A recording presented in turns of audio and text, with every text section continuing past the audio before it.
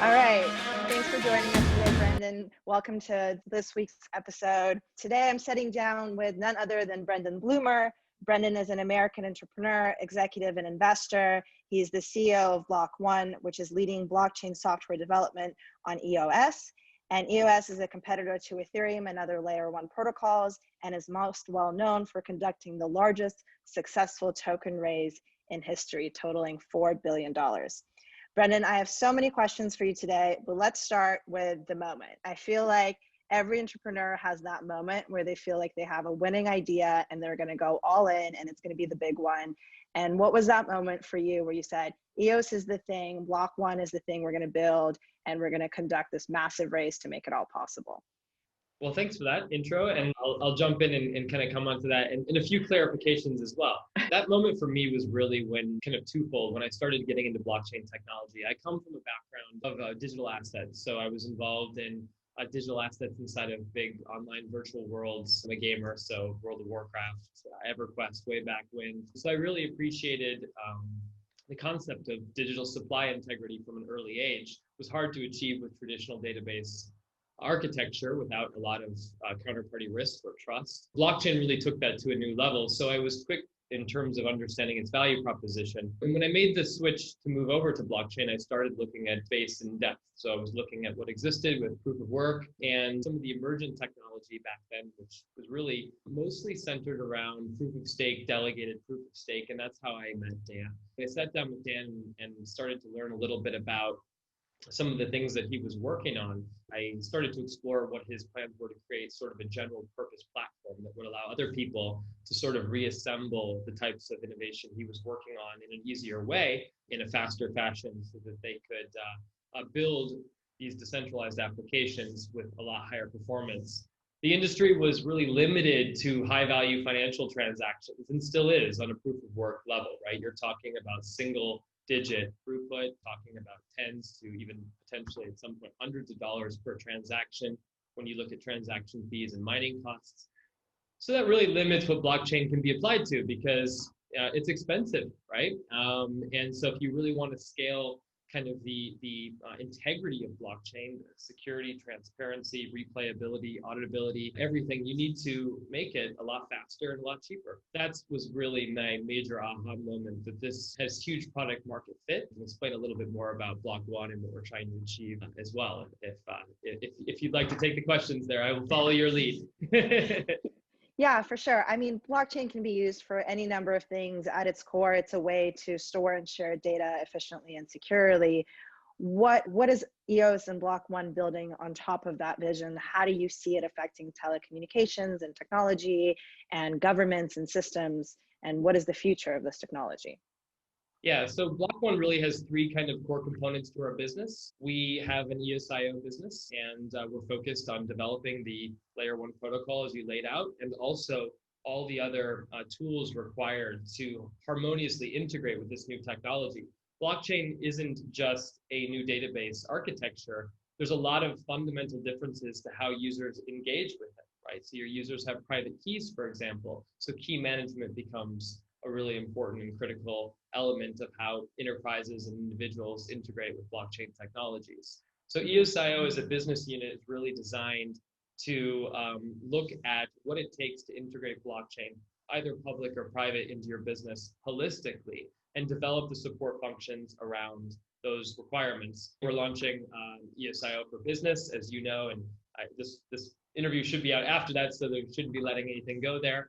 This whole business line is really designed to give enterprises access to our core team in not only in terms of operating their blockchains for them, but also access to our development team, ongoing support, training, certification, and even some custom consulting services. So we think that these are major milestones required in order to actually make blockchain consumable and integratable to existing tech stacks. I mean, businesses want to stay focused on their proficiencies, and blockchain is a big difference, or it's a big leap in terms of what they're used to and how things need to operate once they've integrated with the technology. So we're trying to make that easy, and that's our EOSIO business unit. We have a private equity arm, which is focused on investing in a whole range of businesses, but primarily EOSIO focused businesses. So people that are using our technology to deliver upon, or people that are using EOSIO to deliver on things that just aren't possible with traditional database architecture. We engage in that business through several different ways, but a lot of it's done through third-party GPs, where we actually are LPs in GP structured funds, and that way we can spread the capital through other experienced investors, and it's just spread the reach of the entire ecosystem. But we also do make direct investments ourselves. And then the last piece of our business is really building on EOSIO ourselves, or moving up to the application layer, and realizing the potential of EOSIO by actually building businesses that use it as its foundation. And Voice, our social media platform, is one of those projects, and we are working on another major initiative that hopefully we'll be bringing to market soon. That's awesome. So let's back up. Last week, you had another major announcement about Google coming on as a block producer. And so for context, EOS is different than other blockchains because it uses 21 block producers, and there's a voting system in place. Could you clarify how that system works for maybe our new listeners, and what role Google will play in this partnership? Yeah, that's a great question. Question I'd love to touch on. At the end of the day, all blockchains are consensus machines or voting machines, right? So it really comes down to something as simple as kind of 51% of the vote controls the blockchain, right? Mm-hmm. On a very, very basic rudimentary level. And so in proof of work, right? If you look at Bitcoin, Ethereum, sort of the bigger networks out there, the architecture is people run software, right, and hardware that we call it hash power, and they basically delegate that hash power to mining pools, which control the hash power. They make payments to people that contribute the computational workload, and then they actually act in the governance of the network. So you have 3 to 5 mining pools that are actually controlling sort of these Bitcoin and Ethereum proof of work networks at any given time. Now, if you look over at the EOS landscape, you have token holders dispersed throughout the world, and they elect block producers, right?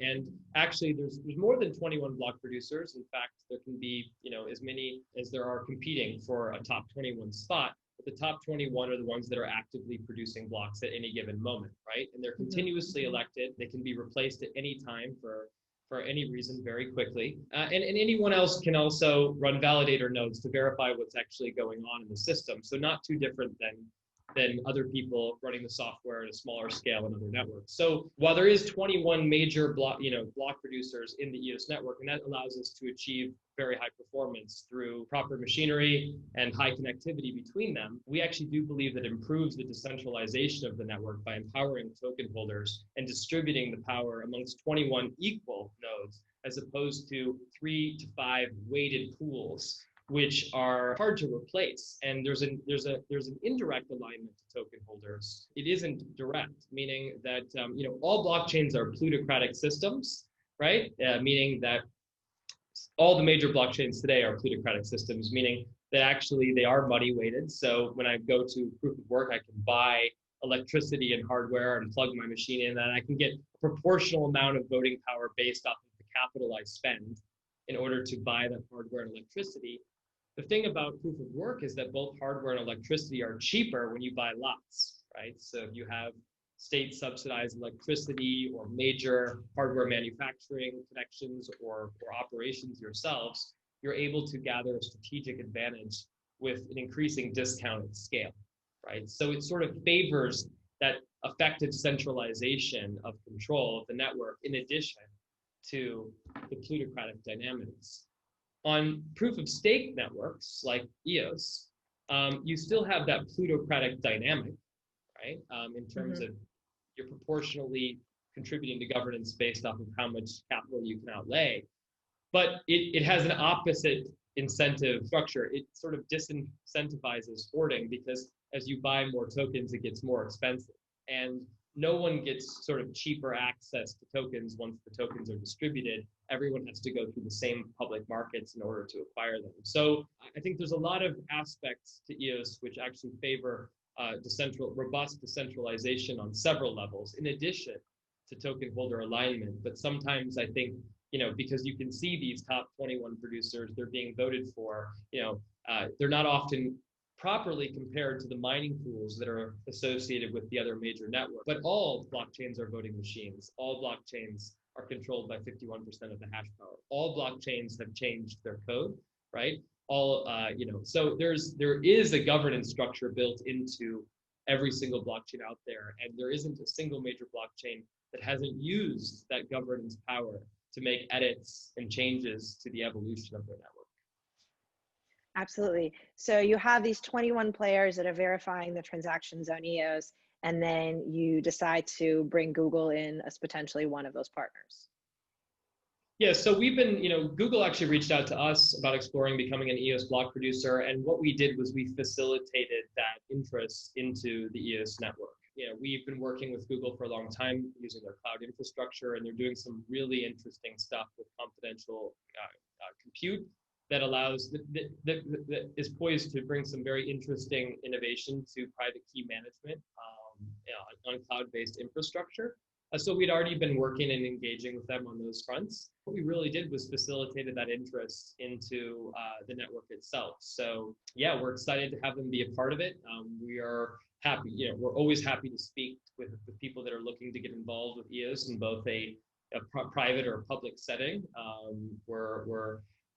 We think that the world's going to be full of many different types of chains and different governance structures. But EOS has a very special community and critical mass built around it. Google has a strong open source roots, and I think that the entire space in general is interesting for them to keep to remain close to as the innovation and communities continue to grow rapidly. The news was very important, I think, for our sector because this was one of the first tech giants to really recognize blockchain as legitimate and want to get into the space. Do you see other tech giants wanting to jump in, like Apple and Amazon and Facebook? Absolutely. I think all of them are exploring it in their own ways. Some of them have different risk appetites or a different level of maturities in terms of stalling teams that are actually advocating for higher levels of engagement with the space. I think Google's quite far along in that process.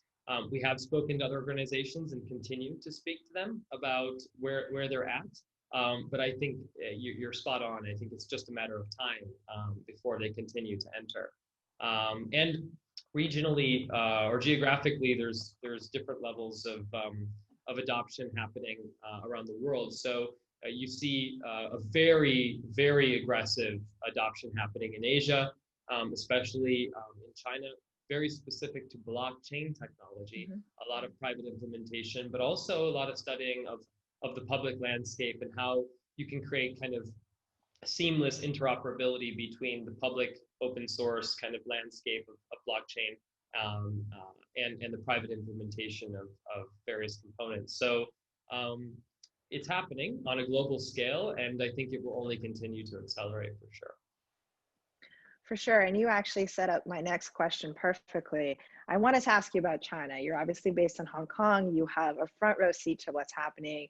China has been pushing the DCEP, which is the digital version of the Chinese yuan, for the last year.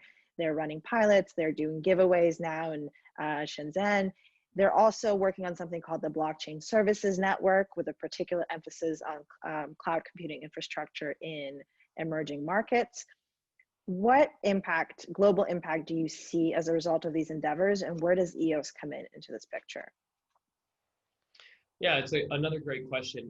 So they continue to make more details about BSN available. So I can tell you a little bit about what we know so far. They're absolutely building a large private infrastructure that plugs into many different types of blockchain technology, and they're also building their own blockchain code bases, as far as we know, and from the people that we've spoken to engaging directly in it. I think that China is very savvy in terms of what blockchain is capable of.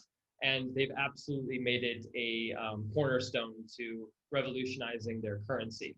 And I also believe that they see it as a gateway to increase the prominence of their currency throughout the world. And as you rightly said, especially emerging markets, which can benefit tremendously from programmable money, right? At the end of the day, the ability to make money programmable is fundamentally transformative. It means it touches on virtually everything imaginable, right? It touches on commerce in a level of actually being able to employ business logic into the finances itself. It touches on legal and being able to actually, right now in our legal infrastructure, traditional legal infrastructure, we have our legal documents, then we have our code, and anything in between that isn't completely identical is your liability, right? So you have the ability to integrate those two into one basically, smart contract and make sure that the technology is performing exactly as described and intended. I think they've been faster than the United States at realizing that. And one of the most incredible things about China in terms of their economic growth is just how aggressively they pave the way for organizations to innovate with these new technologies, as opposed to sort of America, which just impedes organizations in an incredible way with regulation. America was built on the foundation of very low regulation, right? So, I mean, America was founded, there was no taxes, there was no rules. And what you saw was the human spirit completely set free, right? And that's what drove the early stages of capitalism and some of the greatest growth that we've ever seen. But America now has a lot of rules. There's almost a constant battle between our major tech organizations in America and the government. They're being called into Senate all the time. Are you too big? No, you can't move here or there. And sure, there's something to be said for that. No questions asked. I'm not getting into the political differences, but on the flip side, in China and in Asia, you have the government actively blazing the way for these organizations to grow and flourish. And you just see it in the growth numbers, right? It just makes a difference. So they're really poised to succeed on a policy level in terms of driving economic growth. And I think blockchain is going to play a major component on that. I think that in terms of how they integrate with public chains, I think that they're very focused on building those on-roads and supporting different types of code bases. But exactly how that fits into their grander plans isn't clearly evident yet. But it is very encouraging that they're acknowledging the ecosystem and they're focused on integrating with the existing innovation that has already started to flourish in order to empower their own internal objectives. So I think there's a lot to be seen, but it's incredible to see the speed at which they're not only recognize the power of the technology, but are also seizing the opportunity with action. Will Block.one or EOS get involved in any digital dollar or other type of stablecoin initiatives?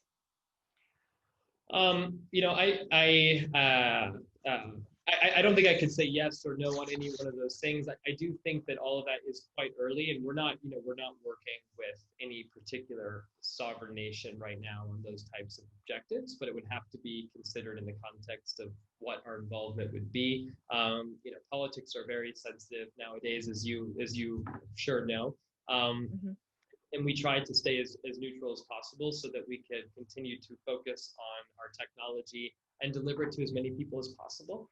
As you know, we have a very broad community, right? So we have people in Asia, we have people all throughout the world, right? And so it's really important for us to be able to deliver that innovation to our entire community in as harmonious of a way as possible. So we really do stay focused on being very neutral and also focus purely on our technology as opposed to getting too far down the path of aligning with specific political objectives.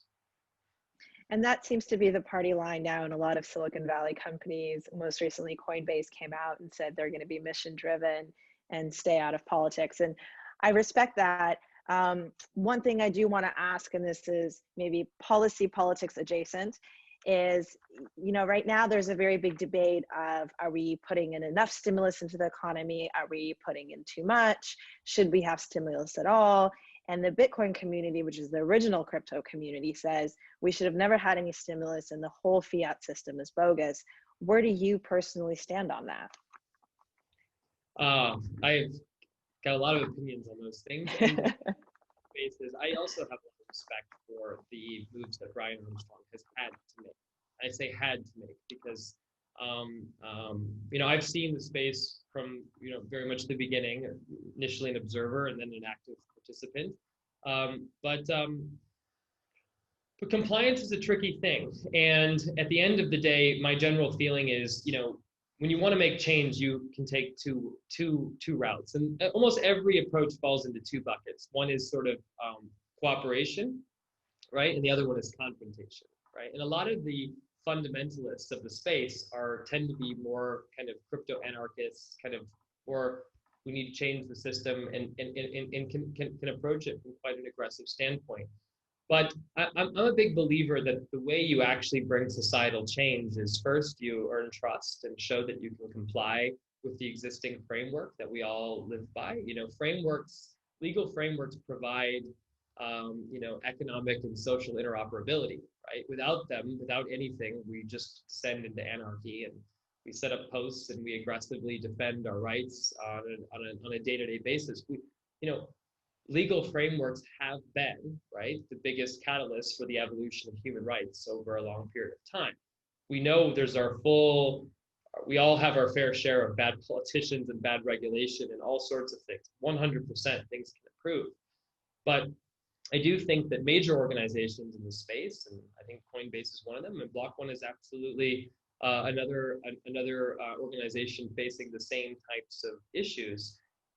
Is that if we can't sit down and say what is everything blockchain can do and only take the approach that can actually accomplish everything we wish, right?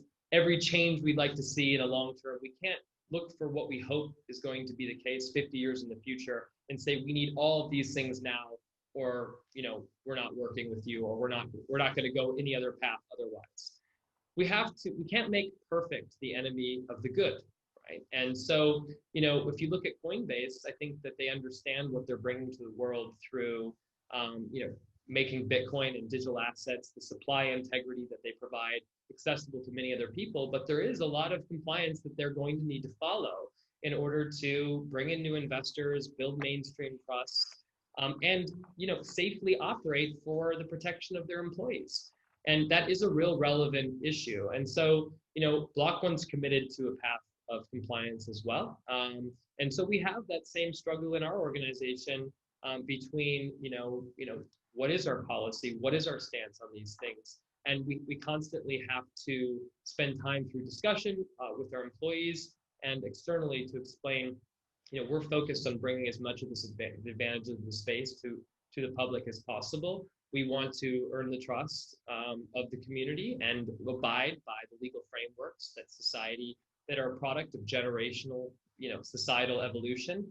And then we want to engage in intelligent conversation on how we can make changes to the rules that benefit everyone. So I'm a firm believer that compliance, especially for, in order to make large systemic change, you have to be willing to play by the rules. And so that is something that I think is a very touchy subject, but I respect kind of the stuff that Brian's having to go through and understand it on a very intimate level. When you get into the second half of your question about stimulus and cryptocurrencies, stimulus is just another form of tax. And when you deal with global crises that asymmetrically affect the population, you are faced with tough choices, right? So how are you going to fix it? Right, and we do look to our government to step in when those things happen. We pay taxes. We do all sorts of things. We expect them to be there in times of need like today. And there's only so many options and tools that governments have at their disposal in order to address the problem. I think that stimulus is the right way for governments to be addressing this problem. I think part of the problem is a lot of times the money gets allocated to the wrong individuals and in the wrong way. And one of the things that I think is most frustrating about this pandemic is that it really has made the wealthy wealthier.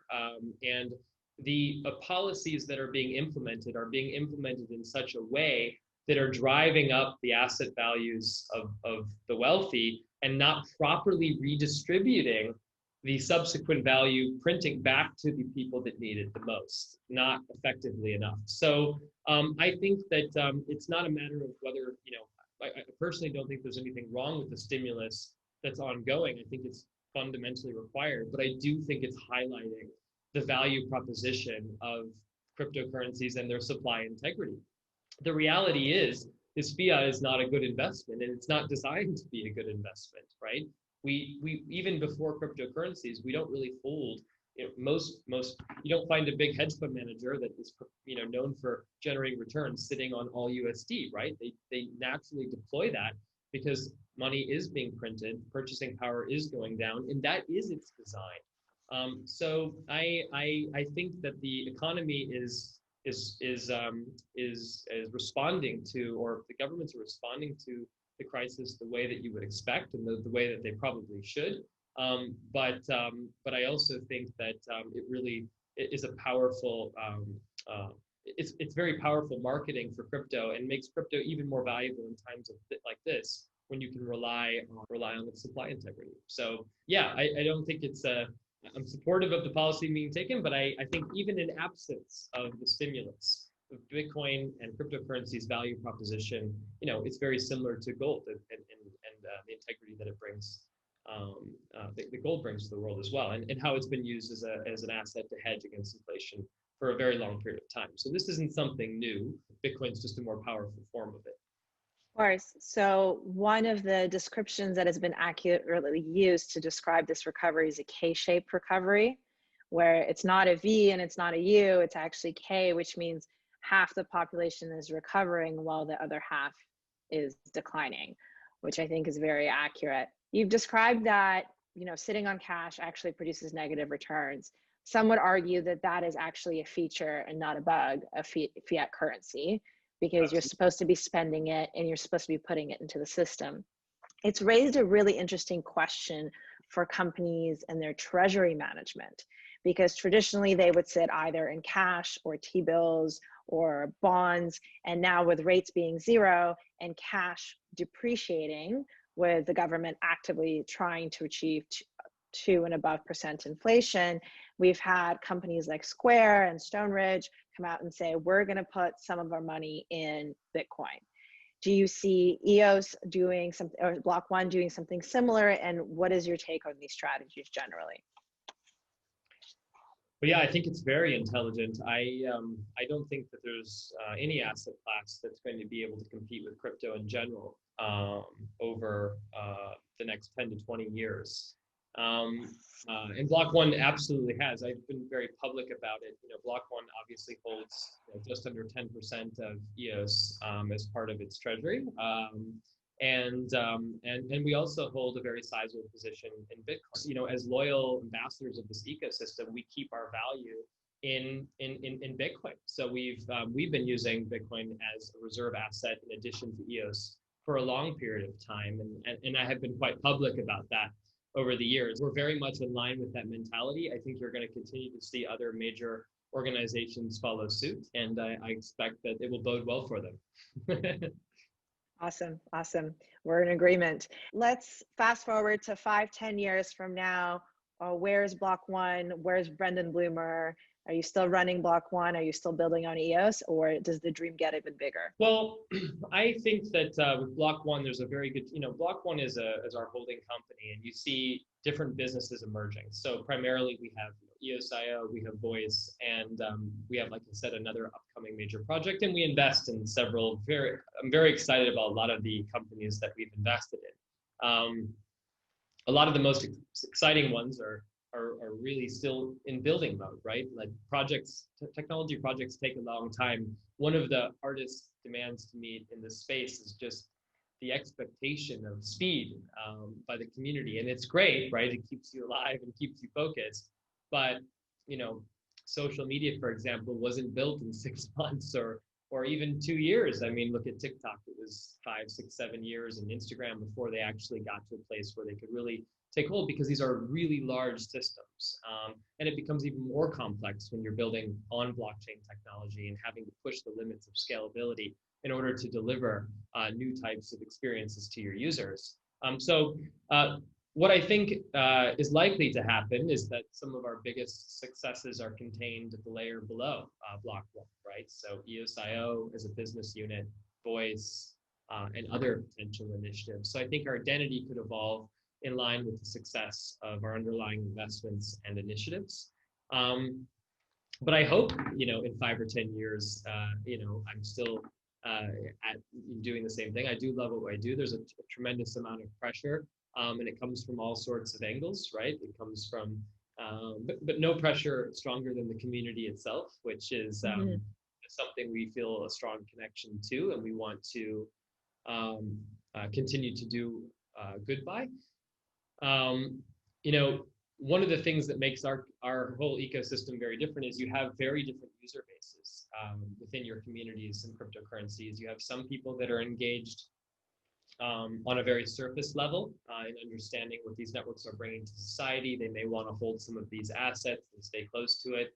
And they tend to really cling on to constant streams of announcements that, sometimes they want partnerships, they want this, that, but there's another side that's really focused on actually using the underlying technology themselves, and they really appreciate some, the actual technological advancements. They appreciate our focus on, making EOSIO compatible with Java, right? And we can spend huge amounts of time and initiatives building technological innovations, right? Push them out to the market, and our team is really excited with a huge sense of accomplishment, because we know that we're adding to how transformative EOSIO can be as a technology, which is what we're really focused on. And that applies to everything. It applies to the EOS public blockchain. It applies to private networks. It applies across the board. EOSIO innovation is EOSIO innovation. But on the flip side, we can get, in response to these types of things, well, Block.one isn't doing anything with their money. They're not, because that particular feature doesn't necessarily speak to some other audience or sub-audience within the EOS or EOSIO community that cares about something else. So it's very difficult to please everyone with our actions across not just the type of engagement they're making with the EOS network, but then also the geographical distribution, and there's different audiences in different markets. So we have such a broad, diverse audience that it's difficult to be working on initiatives that, every single subgroup feels is the top priority. A lot of people will come to us and say, we want more EOS marketing, right? This, and what we really focus on is that really the objective, right? Should we really just be marketing, join EOS, the public network? What would that do to decentralization, right? What would that do to the optics of that network? How would that disempower other stakeholders? What are we actually, marketing to actually go out and buy EOS, or what kind of financial marketing, registration would we need to do in every jurisdiction to make sure that was legal? There's so many different components that need to be considered, that we feel the strongest approach is to stay focused on the core technology and lead through innovation itself, right? And empower the developers to make EOS or any other EOSIO-based chain the leading blockchain. And so we've taken a very technical approach, but we still stand by that as the strongest method, and the one that preserves the integrity of the community and the decentralized collective the most. So it's tough for me as a leader, because our community, as I mentioned, hard to satisfy all the subgroups. And I sit in the middle between our community, right, and our 300 employees who are hugely dedicated to and passionate about all of our internal initiatives and what we're putting forth, right? And sometimes it upsets me that certain components of dissatisfaction, or where we weren't able to meet that need, spill over to the actual internal staff and all the hard work that they're putting in on that very technical path. So still, it's great. We love the pressure for the community. It keeps us hungry. It keeps us in check. We're really thankful, but we do our best to make sure we stay true to the innovation. We stay focused on building. We take the path that ultimately leads to the most success for EOSIO as a software and the projects and public blockchains and applications that choose to use EOSIO. That's awesome. Thank you. You mentioned some of the pressures that you face as a leader from the various stakeholders and community members and employees. And you started this journey relatively young. I believe you and I are about peers. What are some of the challenges that you faced as you've had to step into these shoes? And I ask particularly because I think a lot of the people watching this are starting their own entrepreneurial journeys, particularly in crypto, and will face some of the same challenges. Yes. There's so many different directions I could take that question, as you probably imagine. Blockchain is one that is particularly challenging because there's a whole set of dynamics which are truly unique to this industry. We have a global, I'll go back to regulatory, in that we have an evolving global regulatory landscape where clarity is being pushed out by major countries and governments on an almost a daily basis at this point. Governments are figuring out how to interpret the space. They're applying new rules. They're starting to take enforcement action, not just civil enforcement action, but also coming in criminally when they feel like there's been, sort of egregious offenses that have affected national security or any anti-money laundering or anything else. So I think that having a holistic picture of what who your market is and what you need to go through to make sure that you're operating with compliance. We've seen the number of projects that have jumped into the space and only to be shut down by one regulator or another in a less than flattering way. So first, understanding what the rules are, right, and building a practical route to actually delivering innovation at the intersection of something that works, for your users, but also is still able to deliver competitive advantages. It's a very powerful, but also very difficult thing to land on. So I would say that's a lot of blockchain innovation starts there when you're really trying to apply blockchain to existing kind of business models. And then the other thing is just the building the right kind of remote work environment and culture. We live in a world where we're moving towards, especially in blockchain where there's talent is distributed throughout the world, so much is through remote collaboration. And I think that understanding the bleeding edge, if you will, of remote collaboration and productivity culture, instituting culture through those types of means is becoming fundamental to building successful blockchain organizations. And so that's one of the big transformational shifts that I'm focused on as well. We recently brought on an incredible advisor named Marty Chavez, who was the former CIO and CFO of Goldman Sachs. And one of the reasons that I was really excited to be working with him is his experience in corporate governance. And we spend a lot of the time talking about just how I can be a better leader in terms of actually applying best practices of scaling an organization and the things you don't think of when you have 10 or 15 staff, the rough edges between your genius developers and the world that actually needs to go out and build some of the other components of the stack. I mean, every different developer has different interests and different priorities, and how do you bring 30 or 300 different people together, or 3,000 different people together, and get everyone to appreciate all the different components of what each other is building, but also what needs to be built, right? How do we listen to our customers, but then also deliver what our customers, do you deliver what your customers are telling you need, or do they not know what they need? And you deliver, and so you have to bring both of those things to the table and build a team that can harmoniously operate and institute strong culture, so that the things that you do have in common can be the thread of commonality, as opposed to maybe any personal differences on various aspects of how blockchain or any type of technology should or shouldn't impact the world. And blockchain is is full of very strong, very, very opinionated people on how we should see this technology, and I am one as well. But I constantly find, as a leader, you really have to be that bridge that brings everyone together, as I mentioned, harmoniously, so that you can assemble in large numbers at scale sustainably. Absolutely. So every time I do one of these interviews, I go on Twitter and I say, I'm interviewing so and so, what questions? And then I usually pick one or two of the funny ones. So these are both actually about your leadership style. So are you ready? So the I'm first ready. one, the first one is, what did you have for breakfast? Because good leaders eat well.